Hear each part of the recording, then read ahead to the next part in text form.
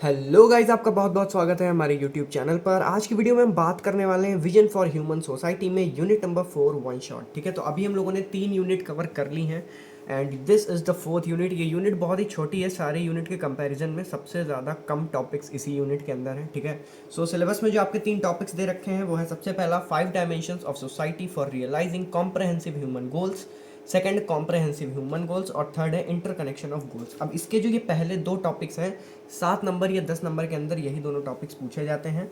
Interconnection of goals maximum time 2 marks के question में आया है और मोस्ट प्रोबेबली इस बार भी 2 मार्क्स के क्वेश्चन में ही ये पूछा जाएगा। ठीक है, या फिर हो सकता है ये ना पूछा जाए। ये दोनों क्वेश्चन इंपॉर्टेंट है तो इनको हम लोग अच्छे से पढ़ लेंगे। सबसे पहले बात करेंगे 5 dimensions of society for realising comprehensive human goals. 5 dimensions क्या है वो सोसाइटी के जो कॉम्प्रहेंसिव ह्यूमन गोल्स को रियलाइज करते हैं। ठीक है, तो सबसे पहले आता है एजुकेशन, राइट लिविंग यानी कि शिक्षा और संस्कार। अब एजुकेशन क्या होता है? Understanding harmony across all aspects of life, self, family, society और नेचर। एजुकेशन मतलब कि हमें ये चीज़ का नॉलेज हो, हमें ये चीज़ पता हो कि हमें किस तरीके से हार्मनी मेंटेन करके रखनी है अलग अलग एस्पेक्ट्स ऑफ लाइफ के रिगार्डिंग, चाहे वो अपना इंडिविजुअल लाइफ से रिलेटेड हो, चाहे फैमिली में हो, चाहे सोसाइटी में हो, चाहे नेचर को लेके हो। ठीक है, तो हमें हार्मनी सबके साथ मेंटेन करनी पड़ती है। नेक्स्ट, राइट लिविंग क्या होता है यानी संस्कार क्या होते हैं? Commitment to practising harmony in daily life. हमें डेली लाइफ में हार्मनी को प्रैक्टिस करते रहना होगा, यानी कि हमें डेली लाइफ में चीज़ों को समझना होगा, लोगों की बातों को समझना होगा, उनके इमोशंस को समझते रहना होगा। ठीक है, leads to right understanding.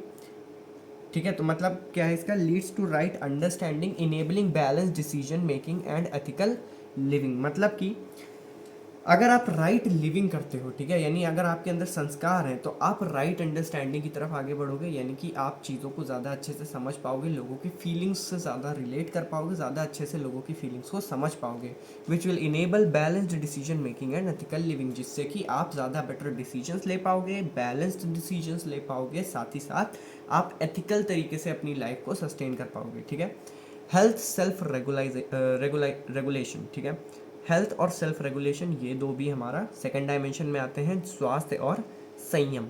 Health की अगर बात की जाए तो physical and mental fitness allowing alignment between the body and the self. मतलब कि बॉडी और हमारे सेल्फ के बीच में, यानी कि हमारी जो इंडिविजुअल मेंटालिटी है उसके और हमारी बॉडी के बीच में जो भी फिजिकल और मेंटल फिटनेस की बात की जा रही है उसको हमें प्रॉपरली अलाइन करते हुए चलना है। इससे हमारी हेल्थ जो है वो मेंटेन रहेगी और हेल्दी रहेगी। ठीक है, self regulation, responsibility for nurturing, protecting and correctly utilising the body.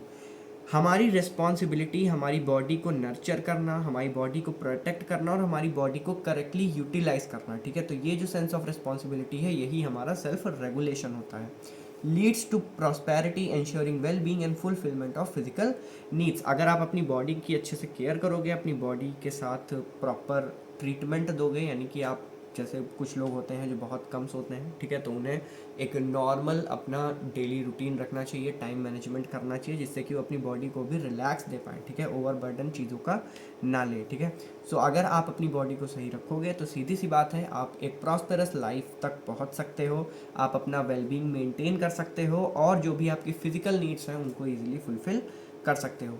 Next is justice preservation, that is न्याय और सुरक्षा। ठीक है, तो न्याय क्या होता है? Justice, harmonious relationship based on trust, respect and mutual fulfilment.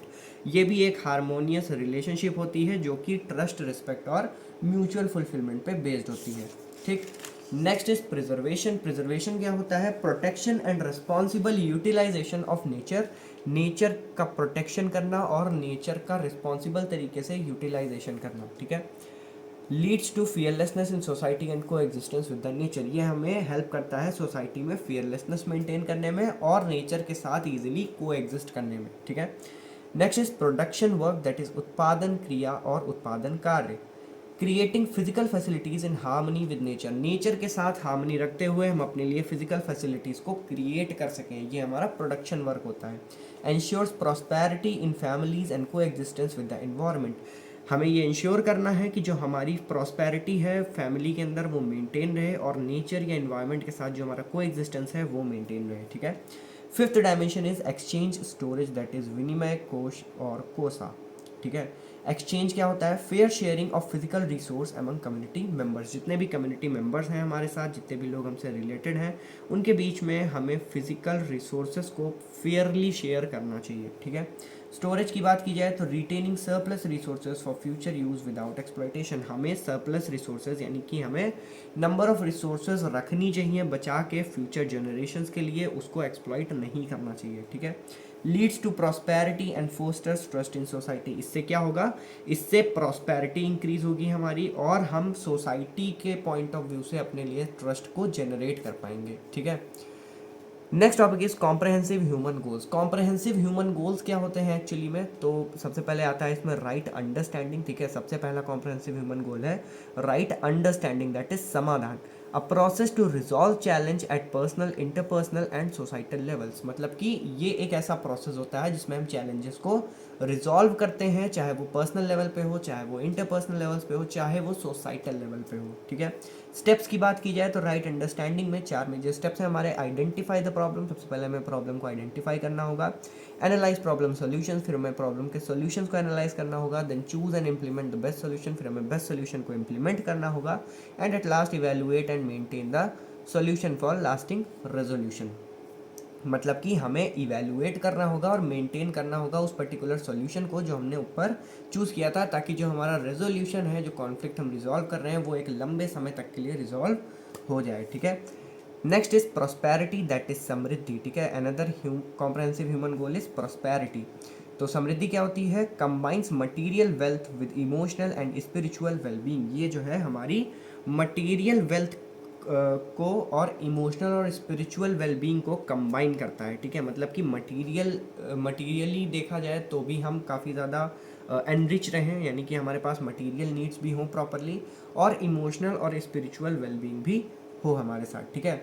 Steps की बात की जाए तो सेट क्लियर गोल्स, हमें क्लियर गोल सेट करने चाहिए। डेवलप एक्शनेबल प्लान्स, हमें एक्शनेबल प्लान्स को डेवलप करना चाहिए, ठीक है। Next is measure progress and adjust plans, हमें प्रोग्रेस को मेजर करना चाहिए और प्लान्स को उसी के अकॉर्डिंग एडजस्ट करना चाहिए। Celebrate every achievement to maintain motivation, हर एक छोटी से छोटी अचीवमेंट को हमें सेलिब्रेट करना चाहिए ताकि हम मोटिवेशन को मेंटेन रख सकें। Next is fearlessness, that is अभय। Overcoming fears through courage and awareness, courage और अवेयरनेस की हेल्प से हम अपने फियर्स को ओवरकम कर पाएँ, यानी कि अपने फियर्स पे, वो कहते हैं ना, डर के आगे जीत है, ठीक है। तो वही है यहाँ पे फियरलेसनेस का मीनिंग। स्टेप्स की बात की जाए तो अंडरस्टैंड सोर्सेज ऑफ फियर, सबसे पहले हमें समझना है कि फियर के सोर्सेज क्या हैं। देन चैलेंज नेगेटिव बिलीफ, फिर जो भी हमारे नेगेटिव बिलीव्स हैं उस फियर को लेके हमें उन्हें चैलेंज करना है और उन्हें हमें रिजॉल्व करना है। Face fears gradually while building resilience, हमें फियर्स को फेस करना पड़ेगा ताकि हम अपने आप को रेजिलियंट बना पाए, यानी कि हमारे अंदर बाउंस बैक एबिलिटी जनरेट हो पाए, जिससे कि हम कभी भी किसी भी सिचुएशन से इजीली बाहर आ सकें, ठीक है। Next, adopt a growth mindset for personal development, और हमें एक ग्रोथ माइंडसेट लेके चलना पड़ेगा ताकि हम पर्सनल डेवलपमेंट कर पाएँ, ठीक है। नेक्स्ट इज को एग्जिस्टेंस, दैट इज सह अस्तित्व। Developing a strong sense of self worth and identity while maintaining harmony with the nature, हमें एक strong sense of self worth और आइडेंटिटी, यानी कि हमें अपनी वर्थ और अपनी आइडेंटिटी समझनी होगी अच्छे से, और उसके साथ साथ हमें हार्मनी मेंटेन करनी होगी नेचर के साथ, ठीक है। तो ये होता है सह अस्तित्व। स्टेप्स की बात की जाए तो understand and reflect on your own values, मतलब कि आपकी वैल्यूज़ को समझना, अपनी जो वैल्यूज़ हैं उन्हें समझना, उन्हें रिफ्लेक्ट करना, ये सबसे पहला स्टेप है। Second, build self esteem and confidence, हमें अपने अंदर सेल्फ स्टीम और कॉन्फिडेंस बिल्ड करना होगा। सेट बाउंड्रीज इन रिलेशनशिप्स, हमारी जो भी रिलेशनशिप्स हैं, चाहे वो पार्टनर वाली हो, चाहे वो फैमिली से रिलेटेड हो, चाहे वो फ्रेंडशिप हो, हमें हर एक रिलेशनशिप में एक प्रॉपर बाउंड्री सेट करनी होगी। Next, practice self care for holistic growth, हमें सेल्फ केयर की प्रैक्टिस करनी होगी ताकि हम होलिस्टिक ग्रोथ कर सकें, स्पिरिचुअली कनेक्ट हो सकें, ठीक है। तो ये बात हो गई हमारी किसकी? कॉम्प्रहेंसिव ह्यूमन गोल्स की, ठीक है। तो ये 5 ह्यूमन गोल्स हैं हमारे पास। Next is interconnection of goals, अब ये गोल्स कैसे एक दूसरे से इंटरकनेक्टेड हैं। समाधान, रेजोल्यूशन लीड्स टू बेटर समृद्धि और प्रॉस्पेरिटी, जितना अच्छे से आप चीज़ों को रिजॉल्व कर सकते हो उतने ज़्यादा आप प्रॉस्पेरस लाइफ में होते चले जाओगे, ठीक है। अभय, that is fearlessness fosters a stronger सह अस्तित्व और आइडेंटिटी, आप जितने ज़्यादा फियरलेसनेस होते हो, ठीक है, उतनी ही बेटर आइडेंटिटी आप क्रिएट कर पाते हो अपनी, ठीक है। ओके, सो यहाँ पे एक पॉइंट थोड़ा सा गड़बड़ हो गई। यहाँ पे आइडेंटिटी नहीं है, सह अस्तित्व हमारा को एग्जिस्टेंस होता है, ठीक है। तो मतलब क्या है इसका, अभय that is fearlessness fosters a stronger सह अस्तित्व दैट इज को एग्जिस्टेंस।